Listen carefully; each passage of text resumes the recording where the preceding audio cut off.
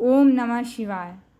18 सितंबर 2023 को भाद्रपद माह के शुक्ल पक्ष की तृतीया तिथि को हरितालिका तीज का व्रत रखा जाएगा। विवाहिता इस दिन 24 घंटे का निर्जला व्रत कर पति की लंबी आयु की कामना करती हैं। इस व्रत में सुहागिनें और कुंवारी लड़कियां रात्रि जागरण कर शिव जी और पार्वती जी की आराधना करती हैं। यह तिथि शुरू हो रही है 17 सितंबर 2023 को सुबह 11:08 पर और समाप्त हो रही है 18 सितंबर 2023 को 12:39 पे। शुभ पूजा का मुहूर्त सुबह में है 6:07 से सुबह 8:34 तक।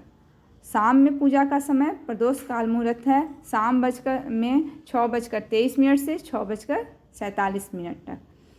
इस साल हरितालिका तीज का व्रत रवि योग इंद्र योग के संयोग में रखा जाएगा। खास बात यह है कि हरितालिका तीज के दिन सोमवार पड़ रहा है। यह व्रत और सोमवार का दिन दोनों ही शिव जी को समर्पित है।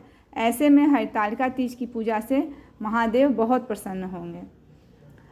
इस व्रत का नाम हरितालिका क्यों पड़ा बताते हैं आपको कि देवी पार्वती जी के मन में शिव जी को अपना पति मानने का ख्याल आया।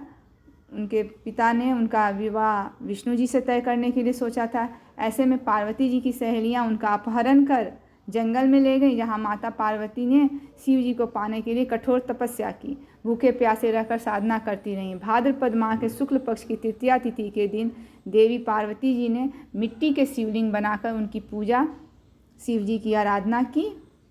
शिव जी माता पार्वती जी की तपस्या से बहुत प्रसन्न हुए और उन्हें पत्नी स्वीकार कर लिया। माता पार्वती की सहेलियां उनका हरण कर जंगल में ले आई थी, इसलिए इस व्रत को हरितालिका तीज के नाम से जाना जाता है। माताएं जो पूजा करती हैं वो गौरी जी के लिए सामान लेंगी। चूड़ी, बिछिया, काजल, बिंदी, कुमकुम, सिंदूर, कंघी, महावर, मेहंदी सब सामान शिव जी को या पार्वती जी को समर्पित करेंगी। इसके अलावा बाज़ार में सुहाग का पूड़ा मिलता है, उसमें सभी सामग्री भी होती है।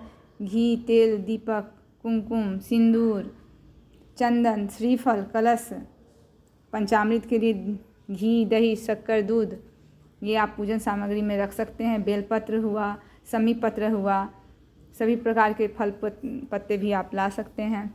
केले का पत्ता हुआ, उससे तोरण द्वार बनाएं। प्रदोष काल में पूजन होता है और रात्रि में जागरण होता है। इसमें शिव जी, पार्वती जी एवं गणेश जी की प्रतिमा बालू, रेत अथवा काली मिट्टी से हाथों से बनाई जाती है।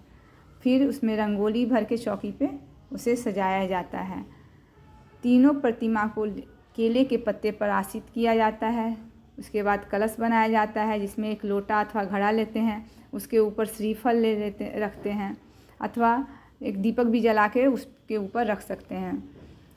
इसके बाद कलश का पूजन करते हैं। सबसे पहले जल चढ़ाते हैं, कुमकुम, हल्दी, चावल चढ़ाते हैं, पुष्प चढ़ाते हैं। इसके बाद शिव जी की पूजा होती है। कलश के बाद गणेश जी की पूजा शुरू कीजिएगा। इसके बाद माता गौरी की पूजा करते हैं। उन्हें संपूर्ण जो भी श्रृंगार का सामान आप खरीदे हैं वो चढ़ाइएगा। इसके बाद कथा सुन लीजिएगा। फिर सभी मिलकर आरती करते हैं। जो भी महिलाएं वहाँ बैठी रहेंगी सब मिल के आरती करेंगी। शिव जी की आरती, गणेश जी की आरती और माता गौरा की आरती। पूजा के बाद भगवान की परिक्रमा की जाती है। परिक्रमा पूरे घूम के नहीं होगी, आधी ही होती है शिव जी की। रात भर जाकर आरती करें, कीर्तन करें, लेकिन रात्रि जागरण जरूरी है। सुबह आखिरी पूजा के बाद माता गौरा जी को जो सिंदूर चढ़ाया जाता है उस सिंदूर से सुहागन स्त्री सुहाग लेती हैं। ककड़ी एवं हलवे का भोग लगाया जाता है और ककड़ी को खाकर ही उपवास तोड़ते हैं। अंत में सभी सामग्री को एकत्र कर पवित्र नदी एवं कुंड में दूसरे दिन विसर्जित किया जाता है। यह व्रत पति की लंबी आयु के लिए किया